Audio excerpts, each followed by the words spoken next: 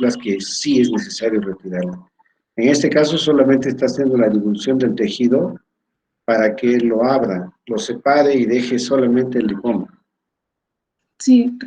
Ya ahí ve, hace Y ahí lo presión libera. una vez que, claro, ya está más liberado.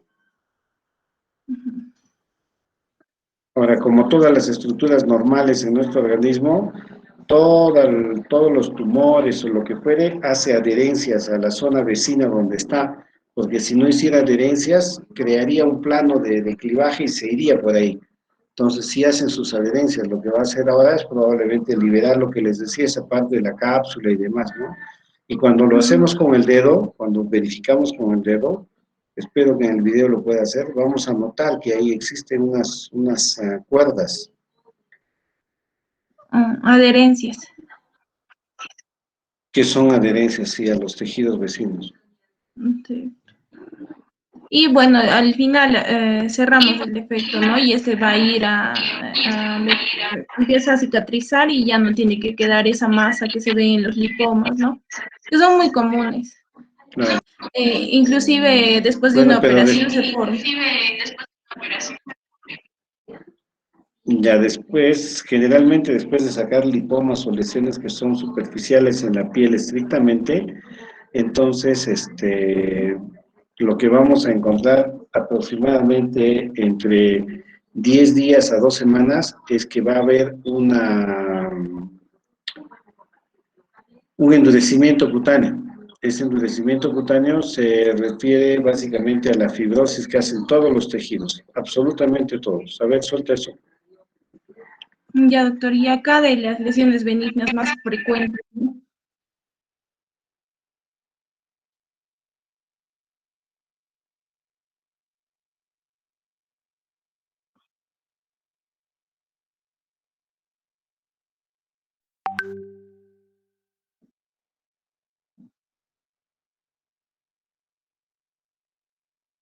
Tenemos ahí los conceptos, ¿no? Y vamos a seguir. Por ejemplo, tenemos los acrocordones.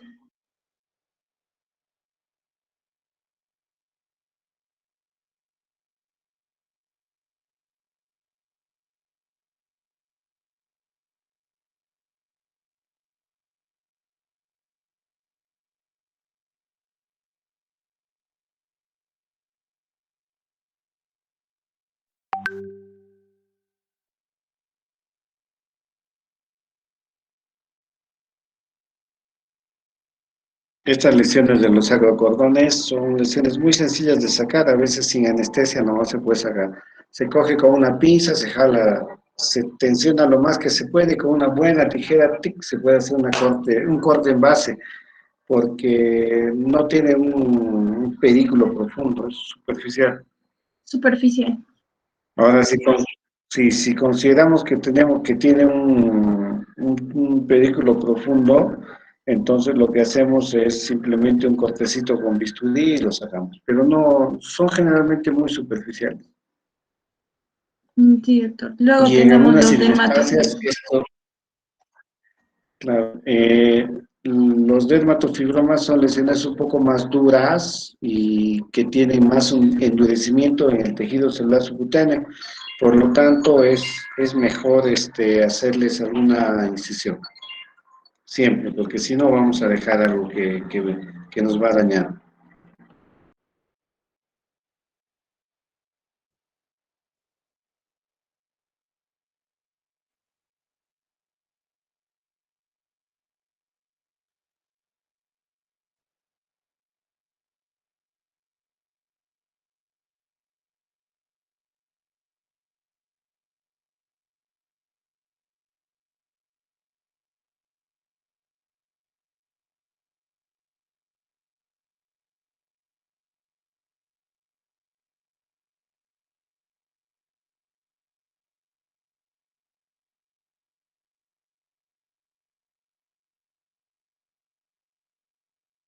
Estéticos.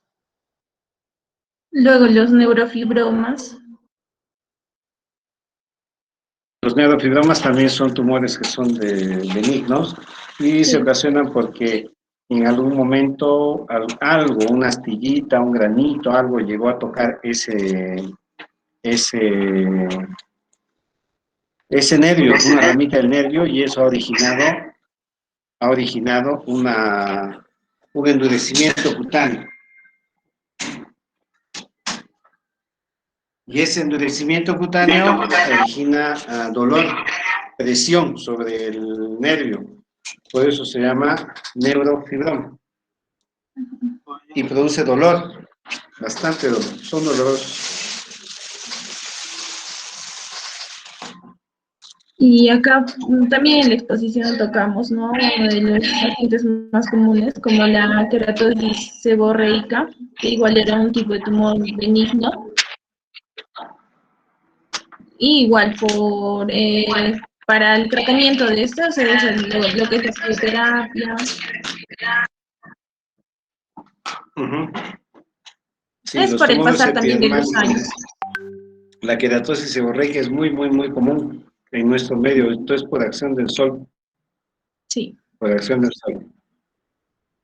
Para, para esto se utilizan algunas pomadas como el 5-fluoracilo o algunas personas le hacen cauterización directa o otras personas también hacen uso de hielo, ¿no? Crioterapia, ¿sí? Crioterapia.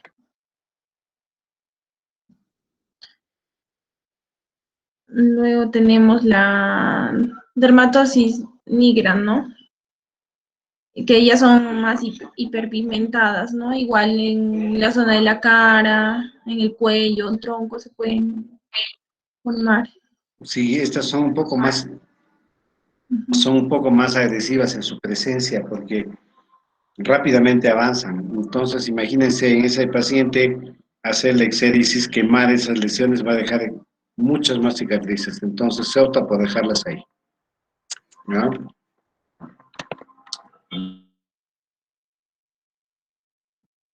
Vamos.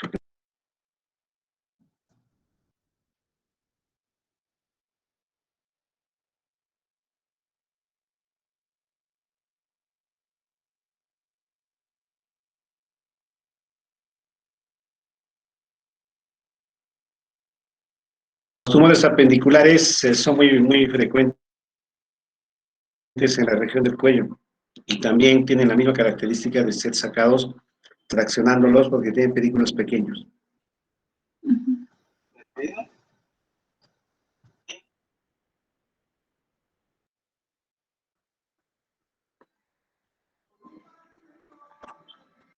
Y estos noveles, ¿no? Como dice, son asintomáticos. Ya si los hacen sacar es por tema Aquí estético. vemos que dice son neoplasias, pero no son malos, ¿no? Por si acaso. Benignas, claro, benignas.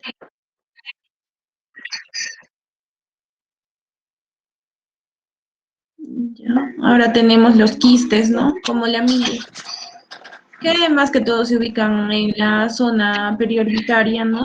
Y es frecuente también aquí se ve en nuestro medio.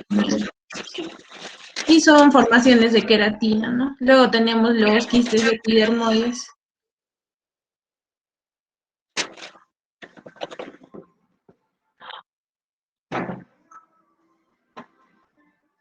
Los quistes epidermoides. Los quistes epidermoides tenemos dentro de todos ellos un gran número de lesiones y generalmente casi todas las lesiones son los epidermoides o quistes sebáceos. Tenemos también que está dentro de los quistes epidermoides el pilomatrixoma o tumor de Malherbe. Son tumores de origen subcutáneo y son benignos.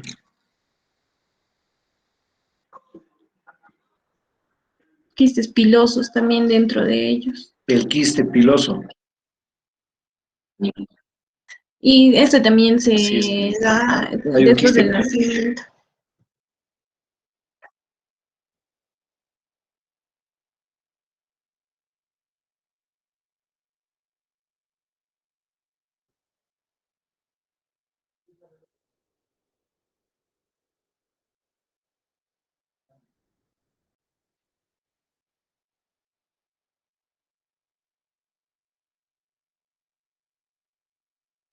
vellosos también.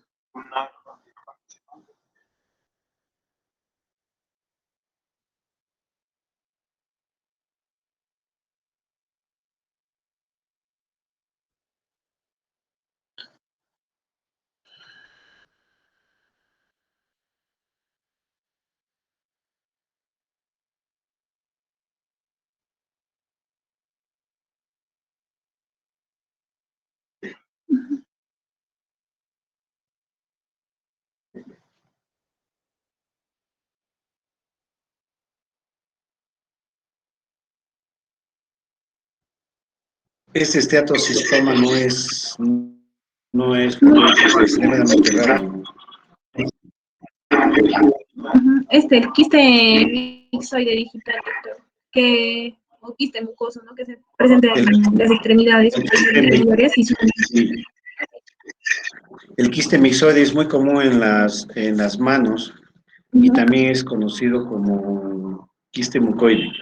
sí.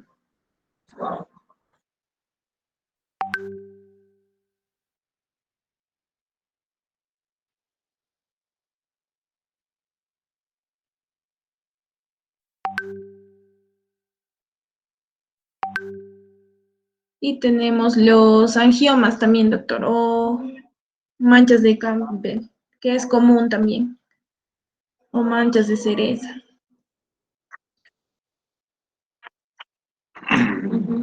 Sí, Pertenecen a los son tumores comunes, pero vasculares. son generalmente lesiones vasculares y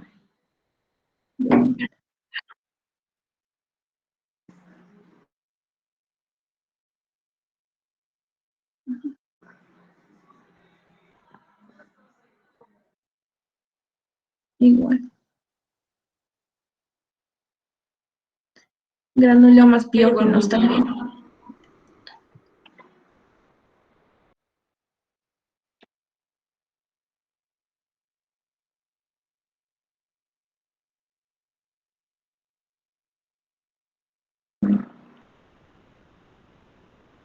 Y los lipomas, ¿no? sí, Que a veces vimos empiezan como telangiectasias o arañitas vasculares que se llaman y posteriormente cambian su forma. Y acá tenemos los lipomas. Como vimos, se hace la exéresis, ¿no? Para poder sacarlos, extraerlos, y suelen ser indoloros, ¿no? Ahora, no solamente hay Pero lipomas subcutáneos, ¿eh? Hay lipomas intramusculares, retromusculares. Bueno, ya hemos visto, ya pasamos, ahí córtalo y pasamos al tema que estábamos pendiente, por favor. ya, doctor.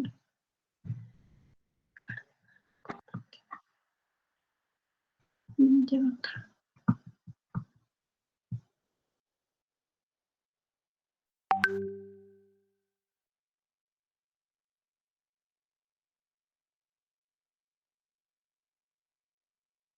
Ya, doctor, buenas tardes, compañeros, buenas tardes. Vamos a continuar con el tema de malformaciones congénitas, continuando en específico con el onfalocele, y les voy a explicar a continuación la técnica de colgajo. Bueno, para el tratamiento de onfalocele, en este caso del onfalocele gigante, hemos encontrado una revisión que hace uso de la técnica de colgajo multicapa, lo han usado como un método para el cierre retardado de este onfalocele gigante. Primero tenemos que definir al onfalocele gigante, que es considerado o se toma como diámetro mayor de 5 centímetros, o también que puede contener en la hernia al hígado. Este onfalocele gigante tiene un tratamiento o un manejo que se considera como un desafío debido a que es difícil de abordar, y ya que existe una desproporción entre el volumen de los órganos herniados y la cavidad peritoneal, que está subdesarrollada, lo que se conoce como desproporción visceroabdominal. Eh, en este caso está contraindicado el cierre primario debido al síndrome compartimental que ya hemos explicado en la anterior clase. Por lo tanto, las técnicas quirúrgicas que van a incluirse para poder tratar a este onfalocele gigante se incluye el cierre por etapas y también el cierre retardado después de la epitelización del onfalocele. y se diseñó una técnica de colgajo para la reconstrucción retardada de múltiples capas de la pared abdominal en el onfalocele gigante, modificando la técnica de Millar de cierre de heridas mediante el uso de colgajos cutáneos desepitelizados para reducir la tensión en la herida. En la técnica quirúrgica se utiliza una técnica de 4 colgajos que va a dar como resultado un cierre de 3 capas, y también se puede usar una técnica de 2 colgajos que está indicada en casos con tejido inadecuado. Esta técnica primero se realiza una incisión longitudinal con eliminación del exceso de la cicatriz central. Luego, las vísceras se exponen cuidadosamente, se liberan las adherencias y se reduce la hernia. Y si es que se usó un expansor intraperitoneal, este se extrae y posteriormente el hígado y el vaso se reducen a la cavidad abdominal. Luego se levanta. A ver, no sé, perdón, un ratito. ¿Están escuchando Sí, bien todos? ¿Están bien? Sí, doctor. Sí, doctor. Pues estoy yo Escucho. únicamente mal. Al chat, por favor.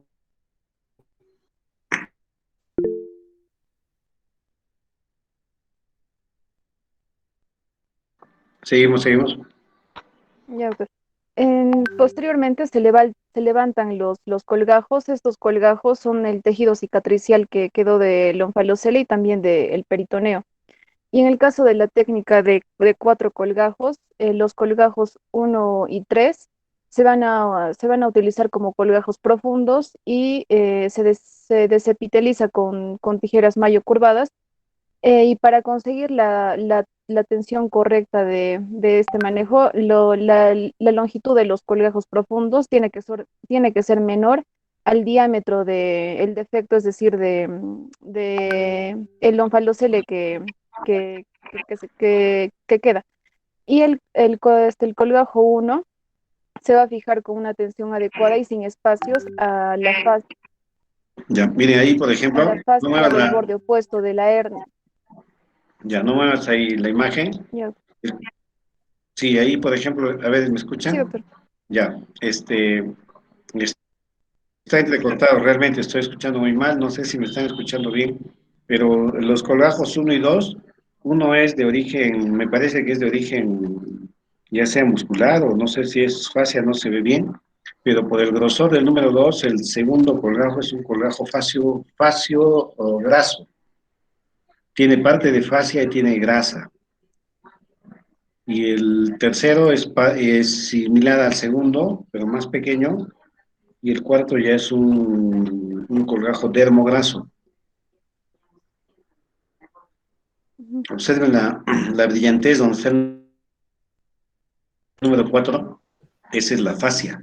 Por eso es que pueden levantar ese colgajo así, si no se necrosaría, se malograría. Ya, avanza, por favor. Ya, doctor. Y los colgajos 2 y 3 se van a unir para formar la segunda capa, y después de esta, el colgajo 4 va a funcionar o se va a colocar en la parte superior como tercera y última capa. En cambio, cuando se utiliza la técnica de este colgajo, la técnica de 2 colgajos, el colgajo 1 va a formar la capa profunda con el colgajo 2 perdón, el colgajo 1 va a formar la parte profunda, y el 2 se va a poner encima de este colgajo utilizándose como la segunda y última capa. Y para la reconstrucción umbilical, este se va a utilizar posteriormente en todos los casos. Y después de la operación, a los pacientes se les coloca una prenda de compresión abdominal que se usa durante 12 semanas. Es importante mencionar nuevamente la longitud del colgajo, que este tiene que ser menor al diámetro del defecto de la pared abdominal anterior, con el objetivo de conseguir una tensión y un cierre correcto. Y esta técnica de colgajo multicapa nos va a dar una solución segura, simple y rápida para la reconstrucción de la pared abdominal en un solo procedimiento. No requiere material extraño o separación muscular compleja, y se recomienda de preferencia utilizar la técnica de triple capa, es decir, la de 4 colgajos. Ya, bueno, pasando a otra malformación congénita, vamos a ver a la sindactilia congénita. que esta es una prolongación de la comisura interdigital de dos o más dedos contiguos, determinando una unión ya sea total o parcial de los dedos. Este se va a producir por la ausencia en la apoptosis y también por la consecuente falta de la separación digital en el desarrollo normal del esbozo de la mano. Su incidencia varía entre uno por cada 1.650 a uno por cada 3.000 nacidos vivos, en un promedio de uno por cada 2.000 nacidos vivos. Es 10 veces más frecuente en la raza blanca y más común en el sexo masculino. En la mitad de los casos es bilateral y el 80% de los casos se da por una aparición esporádica y el 20% por casos de herencia autosómica dominante. Según esta sindactilia congénita se va a clasificar según la intensidad de afectación, que puede ser simple, que solamente se van a unir las partes blandas, y una sindactilia compleja, aquí va a haber una fusión ósea de los dedos adyacentes. Aquí en esta imagen, por ejemplo, vemos a una sindactilia congénita simple, ya que solamente vemos unión de partes blandas, y en esta radiografía vemos a una sindactilia congénita compleja en la que sí existe una fusión ósea. Y también puede existir otra clasificación según la extensión, que puede ser incompleta cuando no llega a la punta de los dedos, como en este caso, como esta imagen, y una sindactilia congénita completa que los dedos van a estar unidos en toda su longitud y también se puede compartir una misma uña que se denomina sinoniquia, como en la imagen de aquí. También tenemos un término denominado sindactilia complicada, que este más se usa para aquellas sindactilias que están asociadas a síndromes, en la cual va a existir una ausencia de huesos, puede haber huesos supernumerarios o también anomalías de las partes blandas, que pueden haber interconexiones, tanto músculo con tendón, puede ser nervio con vaso, entre otros. Y el espacio que más frecuentemente se ve afectado es el tercer espacio interdigital. La liberación quirúrgica, bueno, primero en esta imagen vemos con qué frecuencia los espacios entre los dedos se ven afectados. Este es el primer espacio, segundo espacio, tercer espacio y cuarto espacio. Y como vemos, el que más se ve afectado en un 50% de veces es el tercer espacio. Em, para dedos de longitud similar, es decir, el segundo y tercer espacio, la liberación quirúrgica es mejor hacerla hasta los 18 meses de edad, aunque también otros autores mencionan que es mejor demorar la intervención hasta los 5 años de edad, siempre y cuando no genere limitación del dedo más corto entre estos espacios. Y para dedos de distinta longitud, es decir, el primer y cuarto espacio, se prefiere operar o realizar la liberación quirúrgica entre los 6 y 12 meses de edad. Y la técnica que más se emplea es la del colgajo dorsal comisural rectangular, teniendo como como zona de toma de injertos el pliegue de la flexión de la muñeca, pero también después se comenzó a utilizar la cara medial del brazo homolateral para dejar una cicatriz menos visible, y en casos de necesitar mayor cantidad se toman los de la zona abdominal inferior o inguinal. Otra malformación congénita es la polidactilia. Poli significa mucho y dactilia significa dedos, entonces esta viene a ser dedos supernumerarios. La polidactilia del pulgar, también denominada preaxial, es la forma más común de duplicación. Hay que considerar que no es un dedo extra, sino es una partición de un único dedo, es decir, es un pulgar dividido como se ve en la imagen. La incidencia es de uno por cada 3.000 nacidos vivos, es típicamente unilateral y esporádica. Sin embargo, cuando existe un pulgar trifalángico, la herencia tiene un patrón autosómico dominante. Y clásicamente hay tres categorías: una hipoplasia severa, una duplicación parcial y una duplicación total. La que más se presenta es la duplicación parcial, y que se subcategoriza a la vez en la clasificación conocida como Wassel. En esta clasificación, la forma más común es la de tipo 4.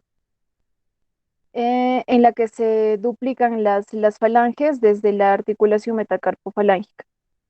Esta es una anomalía bastante complicada de corregir quirúrgicamente, por lo que resulta prioritario evaluar el grado de hipoplasia, es decir, definir cuál está en la mejor posición entre el pulgar dividido, cuál tiene mejor longitud, cuál tiene mejor ancho, quién tiene mejor función. Finalmente hay que lograr un volumen óseo adecuado y también de las partes blandas. Y ya después la estética y el alineamiento del pulgar.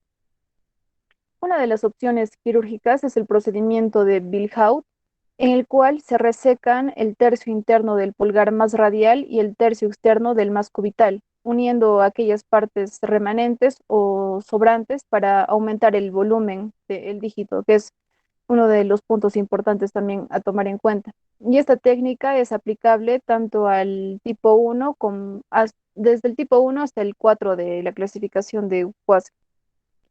Y otra técnica otra alternativa quirúrgica es la resección completa, que consiste en resecar completamente el dígito, un dígito de estos, el más hipoplásico, y corregir las deformidades en el dedo remanente. Muchas veces en estas se usan tejidos descartados del otro dígito.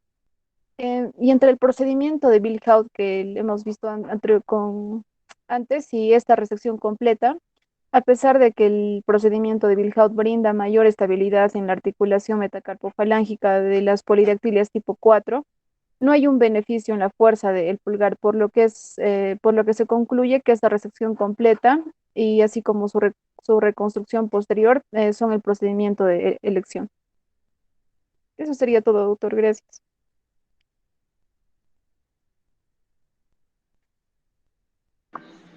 Bueno, ya hemos terminado con todos los tumores, pues con todas las malformaciones, Sí, doctor. ¿sí? Sí, sí. Ya, y no hemos hablado de los pies de sirena. Hemos tenido un caso en el Perú hace algunos años atrás. A ver, ¿quién Mm, puede comentar ese caso?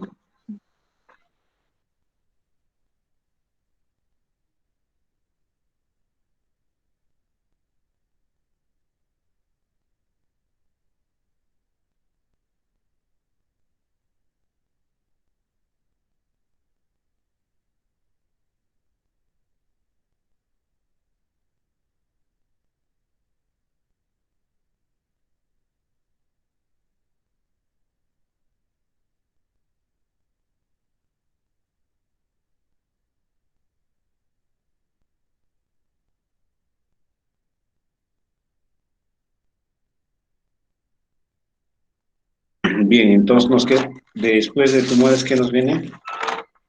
¿Quiénes van a exponer ahora?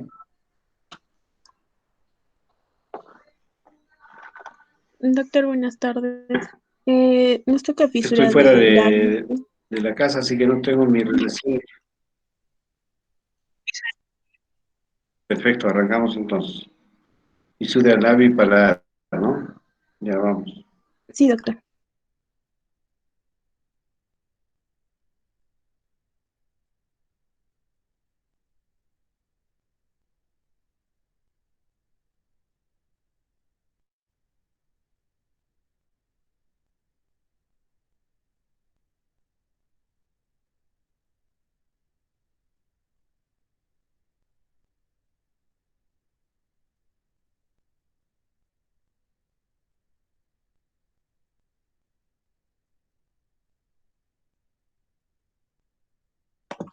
Ya, doctor, buenas tardes, compañeros todos. Ahora les vamos a hablar sobre fisura del labio y paladar. El siguiente, Ale, por favor. Vamos a comenzar con fisura del labio. Para hablar un poco de la definición, la hendidura oral, tanto de fisura como paladar hendido, son las malformaciones craniofacial más común en el recién nacido y vamos a encontrar tres tipos principales de hendiduras orales que van a ser el labio leporino solo, el que está asociado a paladar hendido y el paladar hendido solo. Esta malformación se va a producir por una falla embriológica A ver, en... voy a interrumpir, por favor. Ya. Acá el término de labio leporino es despectivo. Así que en adelante, así lo vean en alguna revista, en algún lo que sea, no es correcto. El nombre es labio fisurado. ¿Está bien? Ya. Ok, seguimos.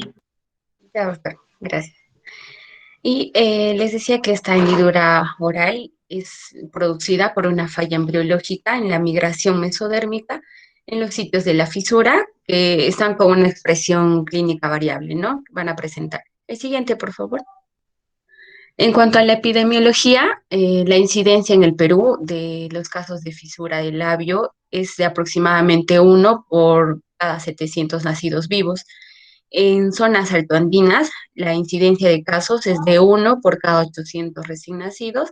Y en cuanto a porcentajes, van a representar el 25% de un grupo de los que tienen el paladar hendido, el otro 25% los de fisura del labio y un 50% de ambos grupos. En cuanto a la proporción de hombres a mujeres, es de 2 a 1, en una relación de 2 a 1, quiere decir que es más frecuente en el sexo masculino, ¿no? Ahora, el lugar o bueno, la presentación más frecuente va a ser la unilateral, sobre todo del lado izquierdo. Y también se ha asociado la edad materna, que es mayor a 35 años, que se dice que a partir de esta edad pues va a haber un mayor riesgo de hendiduras orales en la descendencia. Siguiente, por favor. En cuanto a la embriología, el desarrollo craneofacial representa una interacción compleja de patrones celulares, de migración, proliferación y diferenciación. Y gran parte del tejido facial se va a originar de la migración celular, de la cresta neural embriológica, que a su vez va a estar regida por genes reguladores, estructurales y posicionales. El siguiente, por favor. Entonces, normalmente el cierre completo del labio se logra a los 35 días después de la concepción, a medida que se van a fusionar diferentes procesos, por ejemplo, los mesodérmicos nasal lateral, nasal medio y maxilar, y la falla del cierre de cualquiera de estos tres sitios va a producir un sitio, va a producir la eh, la malformación, ¿no? Y lo que les decía, que puede ser de presentación unilateral, sobre todo el lado izquierdo, o puede ser bilateral a ambos lados, o puede ser una mediana, que es, bueno, se presenta raramente, ¿no? Em, Se considera la fisura del labio incompleto cuando se va a ver un solo lado afectado.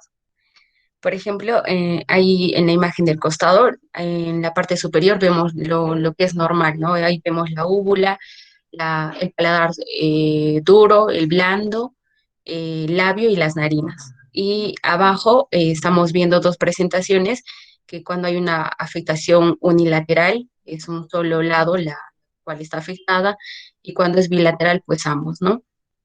Igual de abajo hay una representación cuando está la afectación en el paladar y más abajo nos muestra la afectación tanto del paladar, el labio y que va a afectar también a la zona nasal. El siguiente, por favor. En cuanto a la etiología, la mayoría de las hendiduras orales no son sindrómicas. Sin embargo, hay un 30% de los casos de fisura del labio que están representados por diferentes síndromes que les voy a presentar más adelante. Entonces vamos a... Hola, alto, up, maybe, hola. Doctor, Ya, gracias. Por favor, estamos escuchando entrecortado. Soy solamente yo el que estoy doctor, escuchando así o solo Parece, estamos doctor, que su internet está un poco mal. todos. A ver, ponga el chat, por favor. Se escucha normal, doctor, solo usted.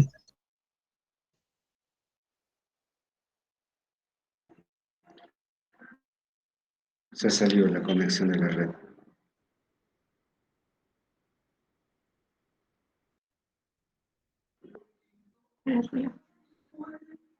No, ya me... No hay. Está fatal esto. ¿Me están escuchando, por favor? Sí, doctor, sí se lo escucho. Necesito... Sí, se le escucha, doctor. Sí se lo escucho, doctor. Ya, quiero saber si soy solamente yo el que estoy escuchando completamente entrecortado, son ustedes también, por favor, dígame. Doctor, solo usted, porque nosotros lo escuchamos normal.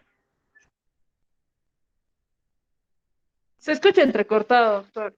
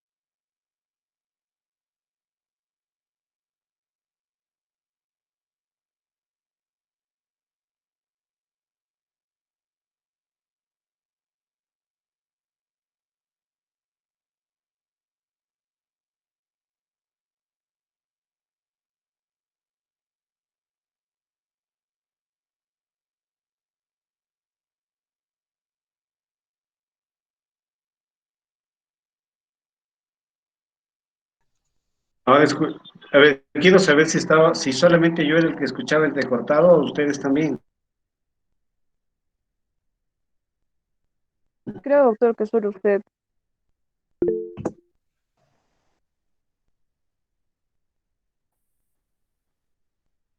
Solo yo. Ah, ya, perfecto.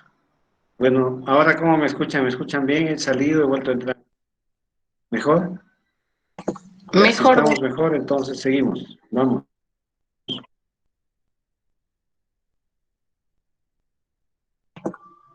siguiente, Alecita, por favor.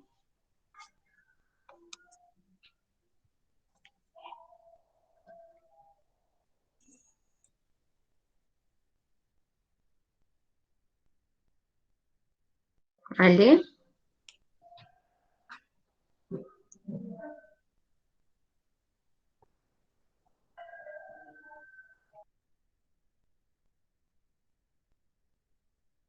Ya, estábamos en etiología. Les decía que la mayoría de las hendiduras orales no son sindrómicas, pero hay un porcentaje bastante considerable que van a representar, por ejemplo, un 30% de los casos de fisura del labio van a estar representados por diferentes síndromes que les voy a hablar más adelante, y un 50% también de los casos de paladar hendido. Bien, entonces vamos a hablar de lo más común, de los casos no sindrómicos, y aquí vamos a ver dos eventos genéticamente importantes, que van a ser dos relaciones, la primera que es de gen a gen, y la segunda que es del gen relacionado al medio ambiente.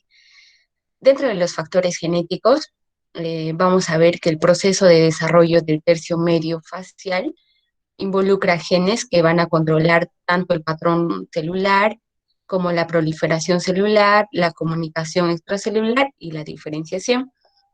Y las variantes genéticas en cualquiera de estos procesos de desarrollo, cruciales para el desarrollo del tercio medio facial, se van a asociar con el desarrollo de estas hendiduras.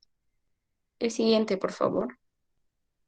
También vamos a ver los factores ambientales, y la exposición al teratógeno va a contribuir a la fisuración en un feto genéticamente en riesgo.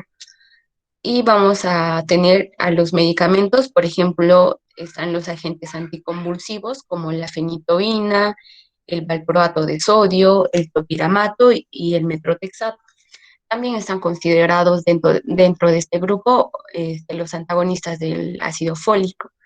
Ahora, en el primer trimestre del embarazo, a veces se les da a las mamás el ondansetron, y hay una evidencia que, aunque es pequeña, que ha demostrado que que con el ondansetron pues se expone también, ¿no? Es un riesgo para el feto. Y también vamos a tener al grupo de las nitrofurantoínas, que igual se asocian con la fisura del labio. El consumo del tabaco también presenta un riesgo de fisura del labio. La teratogénesis se ha atribuido a la hipoxia y también a un componente del tabaco, ¿no? Que es el cadmio. Ahora, se habla del tabaquismo periconcepcional entre mujeres con un alelo MSX1, que se asocia con un riesgo de 3 veces mayor de tener un hijo con fisura del labio. Y también hay un estudio poblacional internacional que informó de una asociación entre la exposición pasiva de humo y las hendiduras. El siguiente, por favor. Ya, la deficiencia de folato también es un factor de riesgo, pero el papel es controvertido, ya que en un metaanálisis de 2020, donde se muestra que el uso materno del ácido fólico se asocia con una reducción de la fisura del labio y el paladar hendido, pero hay estudios que han demostrado que aumentan el riesgo de tener el feto, por eso de tener un feto con fisura del labio, ¿no? Por eso les decía que es un papel controvertido, porque hay estudios que demuestran la reducción de que el feto pueda presentar fisura, y otros que demuestran que aumentan el riesgo, ¿no? Y también vamos a ver los medicamentos antiepilépticos, que son antagonistas del folato, ¿no? Que sugiere un vínculo casual entre estos agentes y el mayor riesgo de fisura del labio entre los fetos expuestos. Ahora, la obesidad materna también se ha asociado con un aumento pequeño, pero estadísticamente significativo, de varias anomalías, y dentro de estas está incluida las hendiduras orales.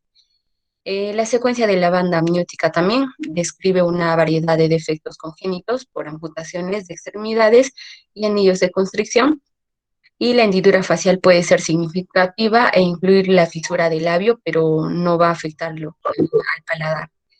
La hendidura suele tener una posición atípica, lo que va a reflejar una interrupción del desarrollo orofacial, ¿no?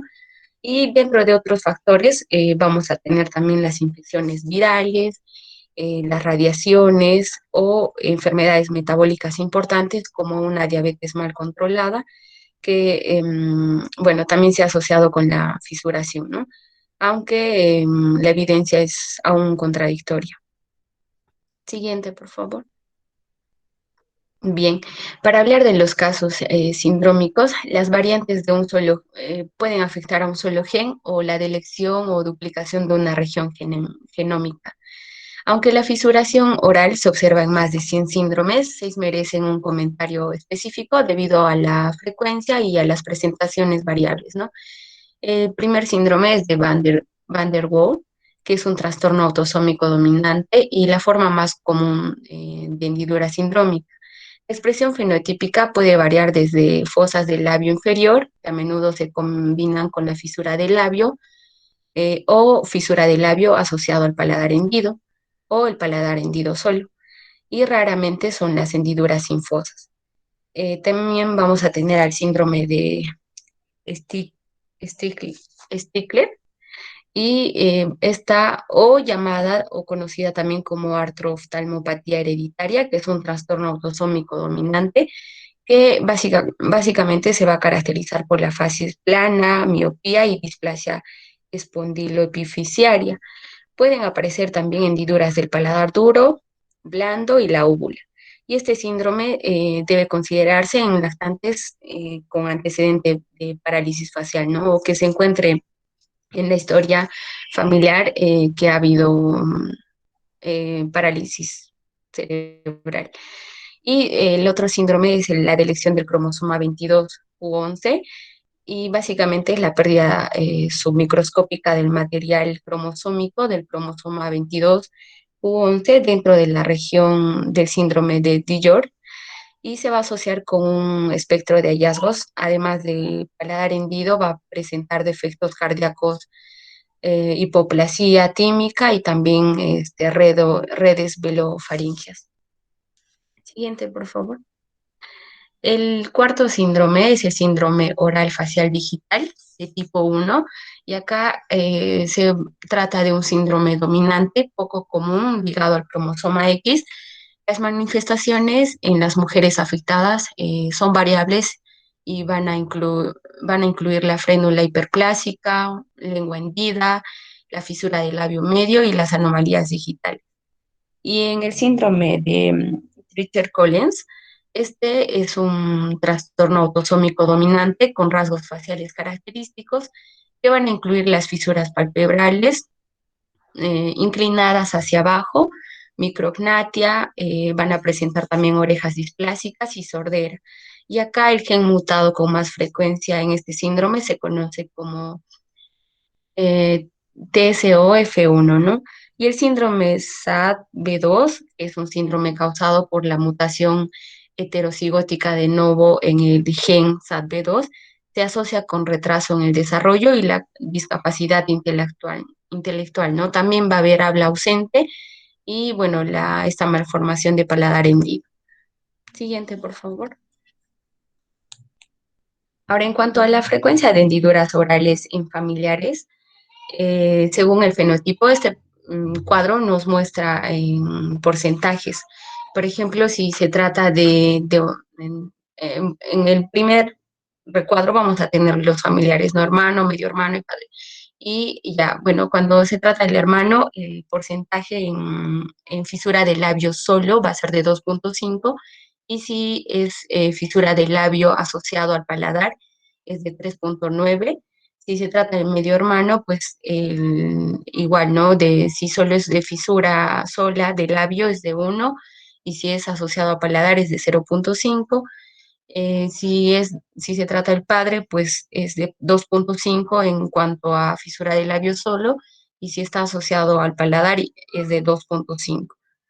Y va bajando a medida de que se vaya haciendo más lejos, ¿no? Que sea sobrino, tío, primer primo, ¿no? Por ejemplo, que ya es de 0.3, es un porcentaje mucho más bajo. El siguiente, por favor. Ya, para hablar de la clasificación, la verdad es que hay bastantes cuadros, pero hemos tomado uno que es bastante simple. Y para hablar de las anomalías del labio, vamos a hablar del labio hendido completo, y esto se va a representar cuando no hay fusión del proceso maxilar superior con el filtrum labial y el piso de la nariz no se ha formado. Ahí es cuando se da el labio hendido completo, ¿no? Y si es de labio hendido incompleto, es cuando hay una fusión parcial del proceso maxilar con el filtrum labial y el piso de la nariz va a estar cerrada, pero el músculo orbicular de los labios no está debidamente orientado en forma circular. Y cuando se trata de un labio hendido cicatricial, pues es cuando hay una fusión completa del proceso maxilar con el filtrum labial, pero hay una pequeña hendidura en forma de cicatriz en el rollo rojo labial. Y si es de un labio hendido bilateral, pues no va a haber la fusión del filtrum labial, ¿no? Con los dos procesos maxilares superiores. El siguiente, por favor. Ya, para hablar del cuadro clínico, por lo regular, al ser un diagnóstico que se hace con facilidad al momento del nacimiento, el abordaje terapéutico debe ser inmediato, pero si no se corrige esta malformación, el paciente va a presentar un cuadro caracterizado por disfagia, ya que no se va a poder sellar la cavidad oral, ¿no? Como les decía en el cuadro de la clasificación. Por lo tanto, no se podrá producir un efecto de vacío y va a afectar tanto la succión y la deglución.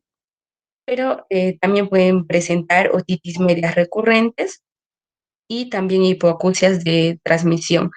En esta malformación, lo que se va a ver alterada es la formación en la trompa de Eustaquio, que va a condicionar el drenaje de oído medio, el cual va a evitar la transmisión adecuada del sonido hacia el oído interno. Ahora también van a presentar agenesia, fisura o duplicación de los incisivos maxilar, esto debido a la misma malformación congénita, ¿no? Y también pueden tener voz nasal al hablar, esto por la ausencia de un piso nasal que va a propiciar una cavidad adecuada para la transmisión oral de la voz, ¿no? Incluso estos pacientes pueden llegar a presentar dislalia, ya que la abertura del paladar va a condicionar una reducción de la fuerza de las fibras musculares. Y también vamos a ver el desalineamiento de las piezas dentarias, ¿no? El siguiente, por favor.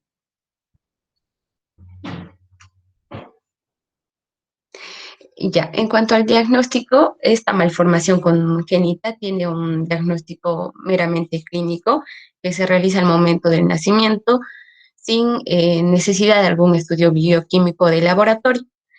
Dentro de los hallazgos más evidentes al momento del diagnóstico, vamos a encontrar la desviación del filtrum respecto al eje vertical de la cara del paciente, que se orienta hacia la narina alterada, ¿no? Si en el caso de que sea unilateral o de que esté afectados ambos lados. Y la punta de la nariz se aboca hacia el lado que no se encuentra afectado en caso de que sea unilateral. Con respecto a las fibras musculares orbiculares, clínicamente se puede apreciar que del lado sin alteraciones parten de la comisura hacia el prolabio en la línea media, y ya en el lado afectado de las fibras musculares parten de la comisura y se dirigen hacia arriba y van a terminar en la región del ala de la nariz. Sin embargo, hay estudios que nos van a ayudar a hacer el diagnóstico cuando el bebé está dentro de la barriga de la mamá todavía, ¿no? Y eso básicamente se va a hacer mediante la ecografía en tercera dimensión.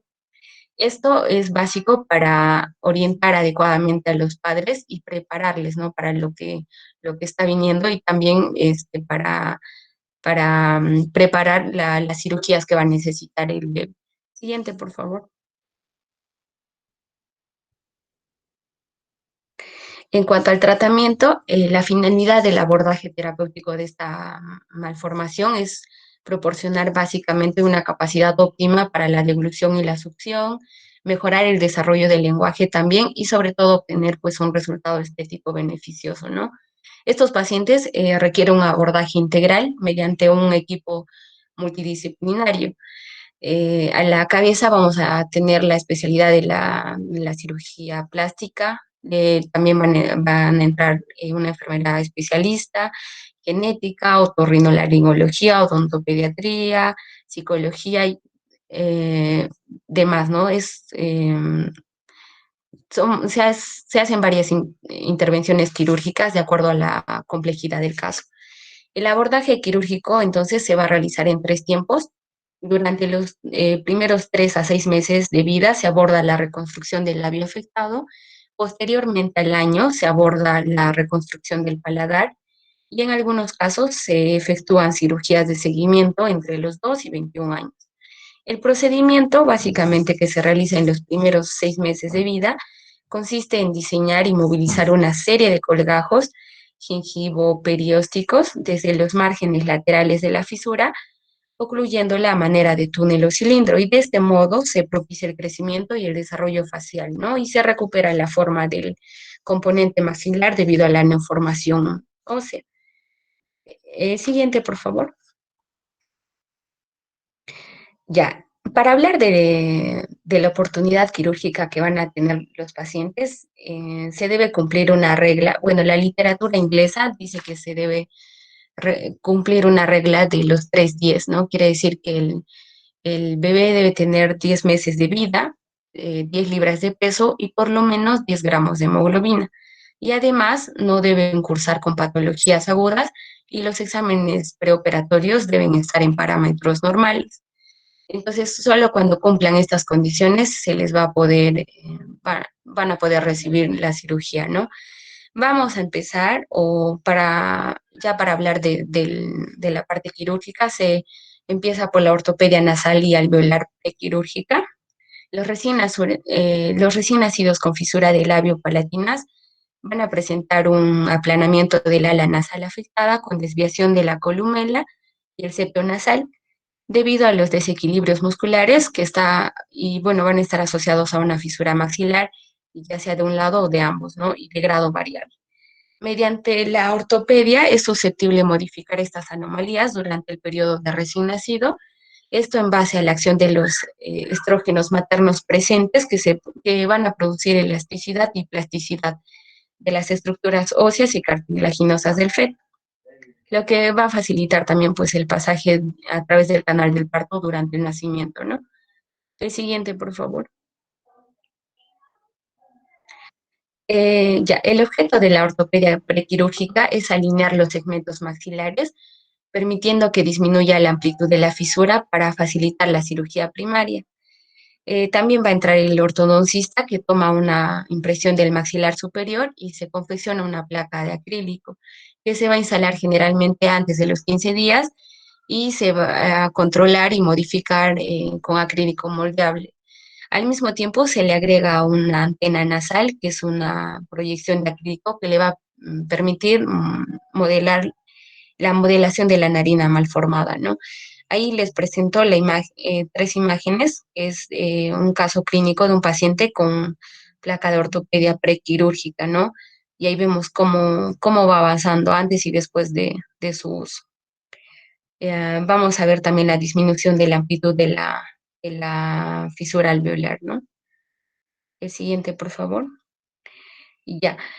Luego se confecciona con un clip recubierto de plástico, que es modelado con forma de gancho recubierto con tela de teflón, que se va a apoyar en la ventana nasal deforme, y mediante un elástico se fija la región frontal, como vemos en la imagen del medio, ¿no? Y junto con ello se usa la tela adhesiva para aproximar los bordes de la fisura, utilizando hasta el momento de la cirugía del labio.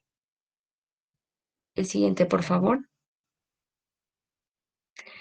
Ya, y la cirugía del labio, un principio general de cirugía plástica es que las cicatrices se mimeticen con los accidentes naturales presentes en la anatomía normal. En este caso, con la columna filtral opuesta, ¿no? La reconstitución se va a realizar en 3 planos: en el plano mucoso oral, muscular y cutáneo, y en forma sincrónica la cirugía de la nariz, ¿no? Esta imagen nos muestra los métodos modernos más utilizados para la fisura unilateral, que son la técnica de Millard con sus modificaciones. Y como vemos en la imagen, les decía, ¿no?, que se trata de mimetizar con los accidentes naturales de la anatomía normal. El siguiente, por favor. Ya, también vamos a tener las técnicas rectilíneas de Nakajima y Fisher, cuya cicatriz se va a camuflar con la cresta filtral. Y en la fisura bilateral es de un tratamiento más complejo, y de igual manera se emplea primero la ortopedia prequirúrgica con el objeto de alinear los 3 segmentos, ¿no?, previamente a la operación. y los métodos quirúrgicos son modificaciones de la técnica de Miller, ¿no? Ahí les muestro un esquema de la técnica de Miller para la fisura bilateral. El siguiente, por favor. Y ya. Una vez terminada la operación y antes de despertar al paciente, se efectúa la infiltración de los nervios infraorbitarios con una solución de bupivacaína y epinefrina. Y en cuanto a la herida operatoria, se cubre con un ungüento antibiótico y la realimentación es entre 1 a 2 horas de posoperatorio con lactancia materna o mamadera, ¿no? El labio se asea con suero las veces que sea necesario para evitar la formación de costras y los pacientes sin cuadros sindrómicos o patologías asociadas o factores de riesgo son dados de alta el mismo día, ¿no? Con instrucciones precisas. El siguiente, por favor. Ya, además se debe realizar un control entre las 24 a 48 horas y se debe revisar las suturas cutáneas, ¿no? Y estas deben ser retiradas entre el 5.º y el 7.º día después de la operación. Y posteriormente se observa la evolución del paciente, ¿no? Al 2.º mes, a los 6 meses y al año, indicándose el factor protector solar en la cicatriz hasta que ésta madure y si el caso lo requiere se indica pues masajes o tratamiento espinésico. Y también se recomienda el uso de silicona gel o lámina cuando aparece una cicatriz retráctil o hipertrófica. El siguiente, por favor.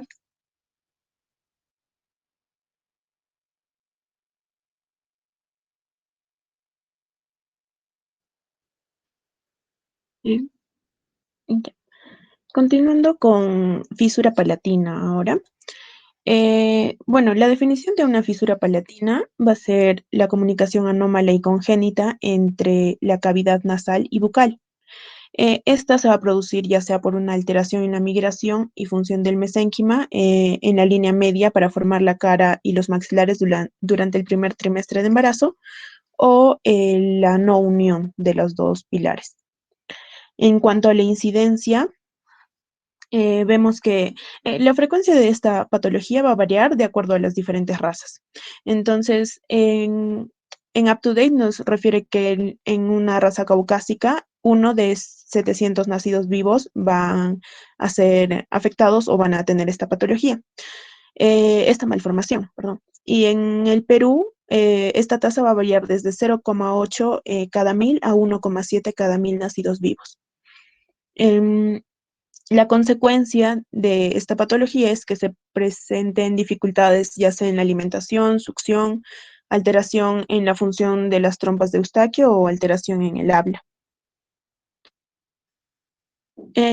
Haciendo un recuento un poco de la embriología, tenemos que dentro de la 8ª a la 9ª semana va a haber la fusión del paladar. Entonces, esto nos va a ayudar más que todo para la clasificación.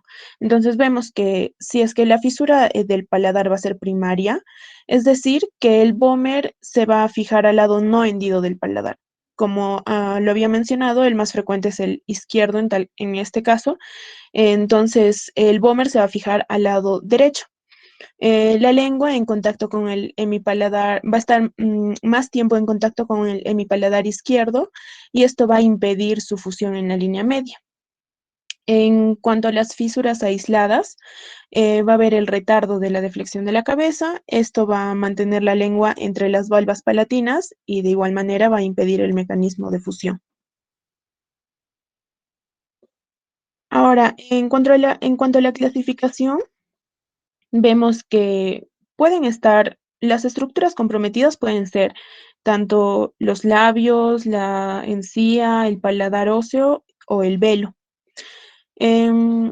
Primero, el paladar primario o anterior, aquí podemos guiarnos por la imagen. Em, eh, bueno, va a estar constituido por una premaxila, va a haber también el septum nasal anterior, el labio y el paladar duro, que este se va a localizar por delante del agujero incisivo y a su vez el paladar secundario posterior va a estar detrás del agujero foramen incisivo, ¿no? Hasta la úvula. Bueno, hemos tomado la clasificación, como lo mencionó, la clasificación embriogénica de Stark y Kernaham. Me parece que sí, son 3 clasificaciones. Esta es la de Stark y Kernaham. En esta nos dice que las hendiduras del paladar primario pueden ser unilateral, ya sea total o subtotal, puede ser una mediana, que se le considera total cuando abarca la premaxila o cuando la premaxila está ausente, y subtotal cuando la premaxila es rudimentaria. Puede ser también bilateral, la cual se subdivide en total y subtotal. Ahora, si es que hay una hendidura del paladar secundario, la clasifica en total, subtotal o submucoso. Y las hendiduras del paladar primario y secundario pueden ser mixtas, en las cuales veremos igual una unilateral total o subtotal, una mediana total y subtotal, o una bilateral total y subtotal. Esta es otra clasificación propuesta por el doctor Víctor Biao, en el que hay 4, lo considera o lo clasifica en 4 tipos. La primera es la hendidura del paladar blando. La segunda va a ser la hendidura del paladar blando y duro, pero que solo compromete el paladar secundario. También el tipo 3, que va a ser la hendidura completa unilateral, que va desde la úvula, pasa por el agujero incisivo y llega hasta uno de los lados de la premaxila, generalmente el lado izquierdo, como vimos. La de tipo 4, que es la hendidura completa bilateral, que va desde la úvula, pasa por el foramen incisivo y llega a ambos lados de la premaxila.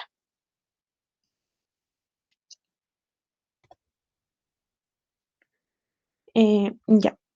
Estas otras 2 clasificaciones, bueno, también podemos encontrar que en la clasificación de Davis y Ritchie nos presentan 3 grupos.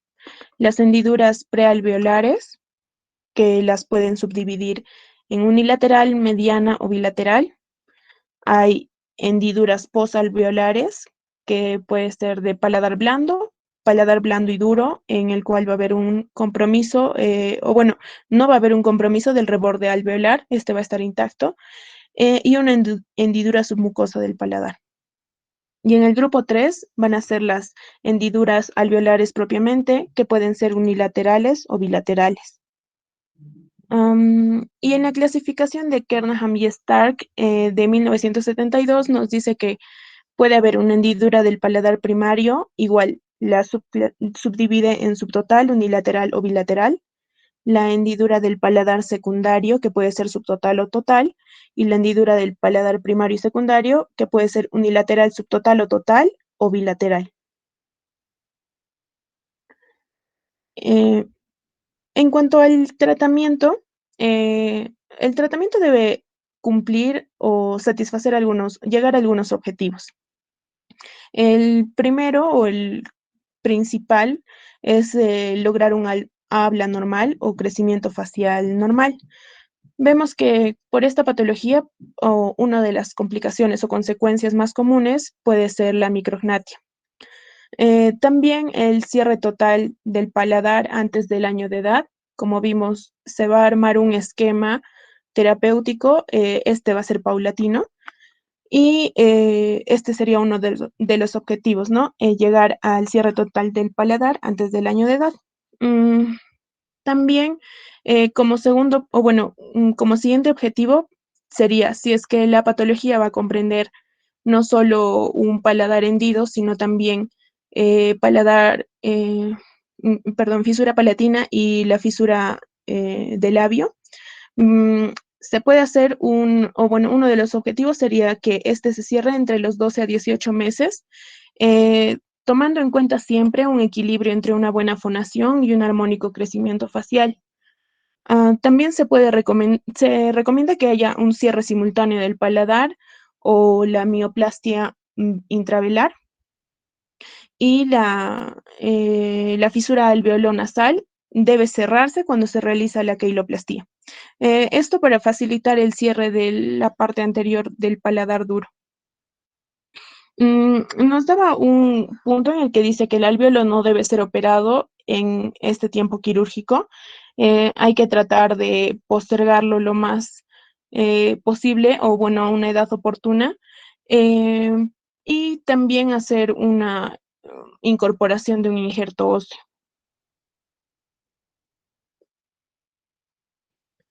En cuanto a las técnicas quirúrgicas, podemos ver que nos proponen una palatoplastía de von Langenbeck, en la cual van a realizarse incisiones de liberación lateral, como vemos en la imagen. Hay una disección hay una disección submucoso-perióstica del paladar duro y lo que se realiza es que los colgajos bipediculados se van a aproximar hacia el cierre del lado oral o lo más próximos a la línea media. En esto se va a buscar la reparación muscular. Esto se va a realizar mediante una veloplastía intravelar. Además, también se moviliza la mucosa nasal adyacente hacia los márgenes de la hendidura para que haya también un cierre lateral nasal. La ventaja de esta técnica es que va a haber un aumento de la vascularización y una menor constricción futura del crecimiento facial. Y la desventaja sería la incapacidad de cierre de la fístula del paladar primario. Otra opción terapéutica o quirúrgica es la palatoplastía de Beau-Wardil-Kilner, o también llamada la palatoplastía de Oxford, en la cual las aletas no pediculadas se empujan hacia atrás en un patrón de V o de Y, para que así los colgajos bipediculados se conviertan en unipediculados y se realiza una liberación anterior en la unión de los paladares primario y secundario, dejando que el mucoperiósteo anterior y el agujero incisivo queden queden correctamente ubicados, ¿no? En su lugar. Además, el paladar secundario y el mucoperiósteo deben estar elevados en función de las articulaciones palatinas mayores. La ventaja de esta técnica quirúrgica es que hay una mejor visibilidad del pedículo, pero la desventaja es que van a haber grandes áreas desnudas del paladar anterior que pueden tener también un defecto perjudicial en el crecimiento facial que decíamos, ¿no? En la armonía facial. Otra opción puede ser la palatoplastía de dos aletas o de Bardak, en la cual lo que se realiza es elevar todo el paladar duro detrás del alveolo, como vimos la primera técnica de los dos colgajos, ¿no? Basados en los pedículos palatinos mayores, esto va a facilitar el cierre de las capas a lo largo de toda la hendidura, incluida la fístula también detrás del alveolo. Esto nos va a permitir, esta opción terapéutica es cuando hay un compromiso también de de la fisura palatina, fisura labial, comprometiendo también las fosas nasales. Generalmente, esta opción es para las hendiduras unilaterales completas, ¿no? Y una variante de esta es la palatoplastía híbrida de Gillett y Clark, en la cual vamos a ver que hay hendiduras unilaterales completas, pero que en las que se toma o se tiene el colgajo de Bardak y en el lado hendido, y el lado no hendido va a involucrar un colgajo de von Langenbeck. Este va a ser pediculado y así se puede aprovechar las fortalezas de ambos procedimientos. Esta otra técnica es la plastía en Z de doble oposición o de Furlow. En este caso, lo que se hace es que el colgajo músculo-mucoso en la base posterior, tanto en el lado oral y nasal, se va a buscar que ambos hagan Al realizar esta técnica, lo que se busca principalmente es que haya un alargamiento del paladar blando. Estas hendiduras aisladas tanto del paladar blando secundario y del velo faríngeo van a realizarse, o bueno, se realiza la unión en una imagen de espejo, en la cual las incisiones van a quedar como en una forma de Z. Estas van a ser superpuestas y las dos extremidades posteriores van a ser músculo-mucosas, dejando también a los músculos elevadores unidos a la mucosa, y mientras que los colgajos anteriores son únicamente mucosos. Se dice que leímos que esta es la opción quirúrgica más utilizada, pues el alargamiento sí va a estar a expensas de la disminución del ancho transversal, pero esto va a permitir una mejor armonía facial. Como todas las opciones quirúrgicas, bueno, estas pueden tener algunas complicaciones, pueden ser inmediatas, como una hemorragia, que es la más frecuente, puede haber una inadecuada hemostasia en la cirugía o alteraciones de factores de coagulación. Y las mediatas pueden ser la dehiscencia de la herida, un paladar corto, la incompetencia velofaríngea o algunas fístulas. Eso es todo, doctor.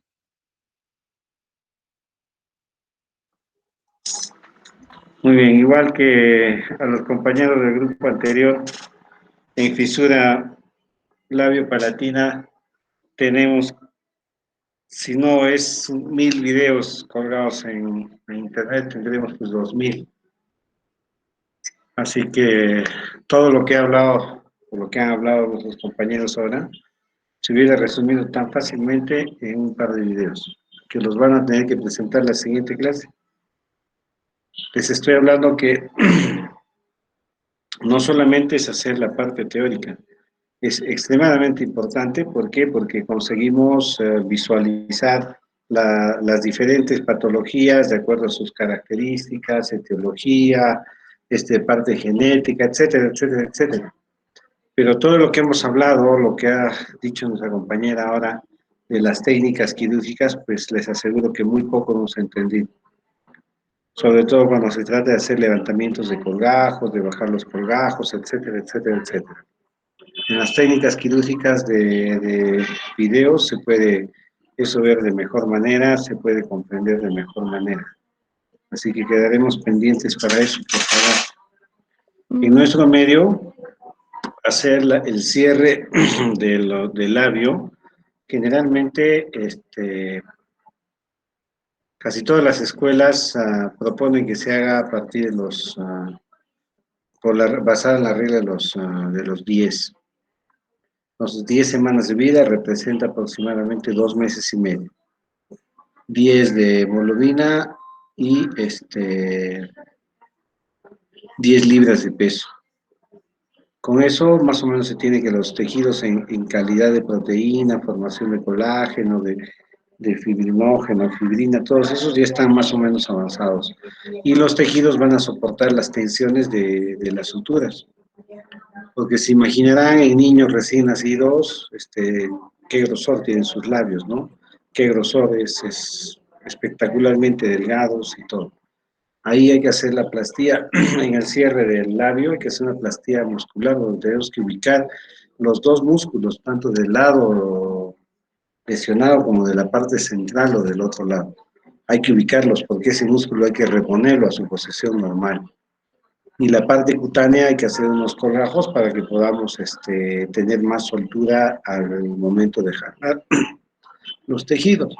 Argentina es una de las zonas a nivel Sudamérica que ha avanzado bastante en lo que es la ortodoncia inicial, ¿no? En niños, sobre todo con fisuras.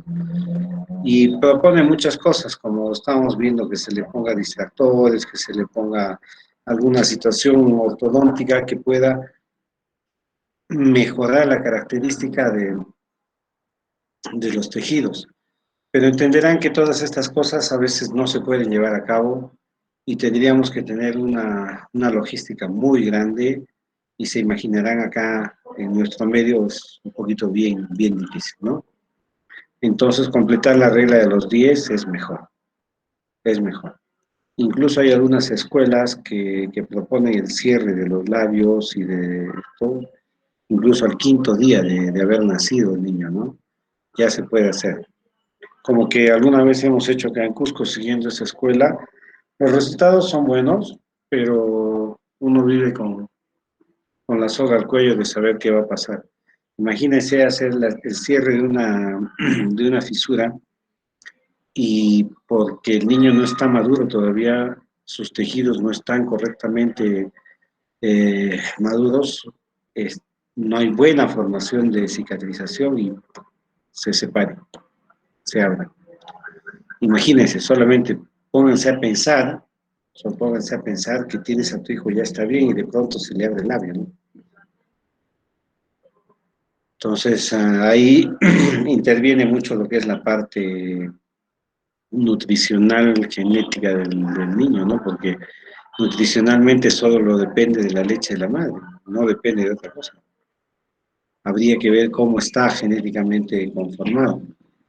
Entonces, mejor esperamos al tercer mes nomás y crece un poquito, los tejidos tienen mejor resistencia, se presentan de mejor manera y podemos cerrar.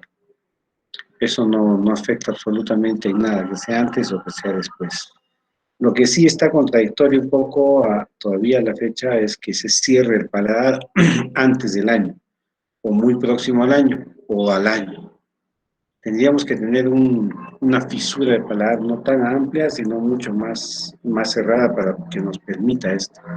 Porque los colgajos que vamos a hacer son colgajos amplios, son colgajos de todo el paladar. Tenemos que levantar como 2 lengüetas así el paladar.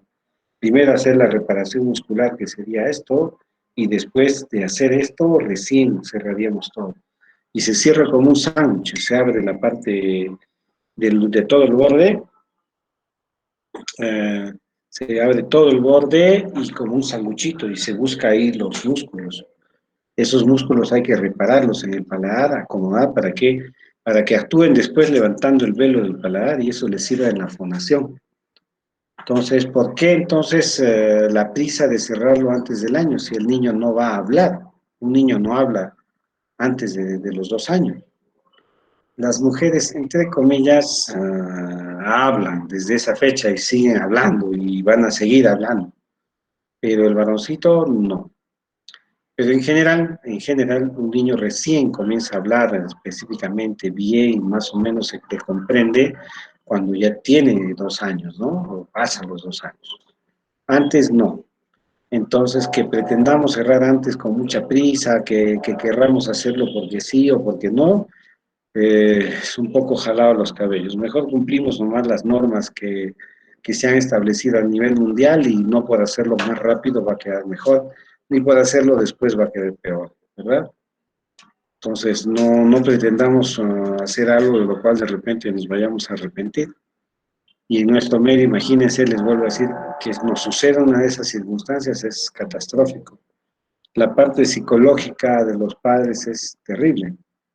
Ya de solo saber que el niño nació con el labio fisurado, ya muchas lágrimas botan en todo el trayecto hasta que el niño crece e incluso muchas veces por más que se pongan los mejores oficios para hacerle el cierre del labio, este no es de la forma correcta porque cicatriza no adecuadamente y deja cicatrices anchas, deja desniveles, hay retracciones, pueden haber licencia de suturas, etcétera, etcétera, etcétera.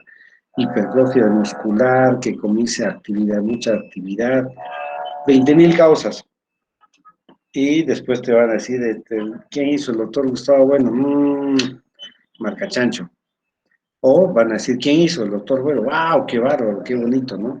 Lamentablemente son cosas que pasan y eso es lo que nosotros tenemos que estar completamente seguros de hacerlo. O sea, démosle el tiempo, regla de los 10 y empecemos a trabajar tanto con fisura labial como fisura palatina. Palatina yo prefiero particularmente hacerlo después del año 3 meses, año 4 meses, por más que los tejidos estén muy cerrados. Finalmente el niño igual va a seguir tomando su leche, va a seguir comiendo y todo, y se adapta, nuestro organismo se adapta. Y solamente es cambio de posición, lo pones sentado y come normal. Pero ahí viene la parte psicológica de la madre, la presión que existe por parte de los padres que hay que hacer, hay que hacer. Y si nosotros cedemos a esa presión, nos va a ir mal, porque no vamos a hacer el trabajo en la forma correcta como tenemos que hacerlo. ¿Ya? Ahora, nosotros desde hace ya unos buenos años atrás hacemos campañas de cierre de labios fisurados y paladar con reconstrucción de orejas con microtías. Entonces lo hacíamos todos los años en el mes de agosto más o menos. A veces en mayo o agosto, pero por la pandemia no lo estamos haciendo. Así que imagínense todos estos niños que no están siendo operados, ¿dónde están? No vienen a vernos. Así que bueno, es de cuestión de que cada uno de nosotros saque su propia conclusión, vea las condiciones socioeconómicas de los pacientes, vea la posibilidad de algún grado de desnutrición, y porque no solamente el niño nace, pero generalmente nacen con muy buena capacidad, pero no sabemos pues qué alimentación tuvo la madre, si fue de calidad, no fue de calidad, aunque todos los niños nacen con su pan bajo el brazo, ¿no? Entonces, bueno, es eso. Y por lo menos tengan un video de labio fisurado y un video de paladar. Hay cantidad de videos, son de repente la patología que más existe en videos, ¿ya? Directo, un video de labio fisurado unilateral, fisurado bilateral y un cierre de paladar, ¿ok? Doctor, sí, justo sobre eso. No sé si estoy en lo correcto. En lo que leíamos decía que la plastía en Z o la de Furlow es la más utilizada o recomendada tal vez. Y justo No, sobre ese estamos hablando pero ese es solamente para el paladar blando. sí, doctor, para el El paladar blando. Furlow es para el paladar blando, es únicamente el paladar blando. Porque estamos viendo ahí la imagen que tienes, si puedes poner esa imagen de Furlow, vas a ver que el colgajo, en este caso el colgajo derecho, o viéndolo nosotros acá, están a la mano izquierda, ¿no es cierto? El colgajo derecho están viendo, tiene un color, una coloración oscura. Ese es el músculo. Ese es el músculo. Y la parte de abajo, esa del fondo, eso es la mucosa que está hacia arriba, es la mucosa oral, perdón, nasal. Es el piso de la nariz. Entonces, al otro lado, en el lado izquierdo también y derecho en nuestra pantalla, vemos que, en la misma imagen, por favor, ese es abajo, el oscuro es el músculo del otro lado. Entonces, si agarramos este colgajo, el colgajo que estamos teniendo ahí, ¿sí? El del lado izquierdo, y lo pasamos al lado derecho, miren cómo ha rotado ya. En la imagen de abajo a la izquierda, ya hicimos rotar ese colgajo. Y el colgajo que hemos levantado, que está, no, ese no, el primero, el de la izquierda, en la imagen de la izquierda, ahí donde está el cursor, ese colgajo va a ir así, y eso se va a cerrar como un sándwich, ¿sí? Pero ahí abajo va a estar el músculo. Ahí va a estar el músculo, ese es el músculo, y hay que unir músculo con músculo para que se fusionen los dos músculos y empiecen a trabajar. Observen, en la primera imagen de arriba a la izquierda, a la derecha, perdón, notan que el músculo ahí está medio vertical, está así. Y después, cuando ha bajado en la imagen de la izquierda abajo, el músculo ya no está así, sino está así. Ya se puso horizontal. Cuando existe la fisura, los dos músculos están así, están verticales, longitudinales. Y después se levanta uno, se hace esto, el otro y se hace. Ahí se juntan. Y lo que estamos viendo encima, es son los colgajos. La imagen de esa es, ya, ahí donde está el cursor, no lo mueves. No, ese no. A la izquierda, un poquito a la izquierda. Pues, al centro de esa imagen, ahí, al centro de ese cuadradito. Más abajo, más abajo. No quiero que esté en la línea de... No, un poquito hacia la izquierda. Ya, ahí. Ese es el colgajo. Ese es el colgajo. Ese que están viendo ahí. ¿Sí? Así es el colgajo que está en la primera imagen abajo. En la primera imagen, ese es el colgajo. Y el siguiente colgajo, el que está arriba, es el que está, ese de ahí, ese es el otro colgajo que está ahí, exactamente, ese es.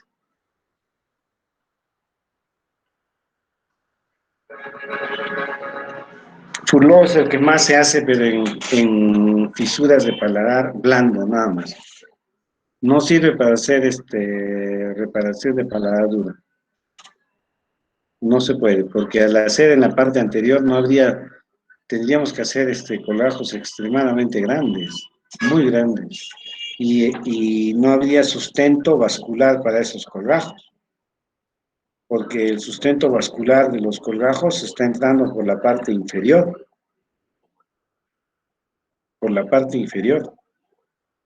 Ojo, que el colgajo que estábamos viendo después de haber hecho la cetaplastía, el colgajo de arriba, a la derecha, pon tu imagen.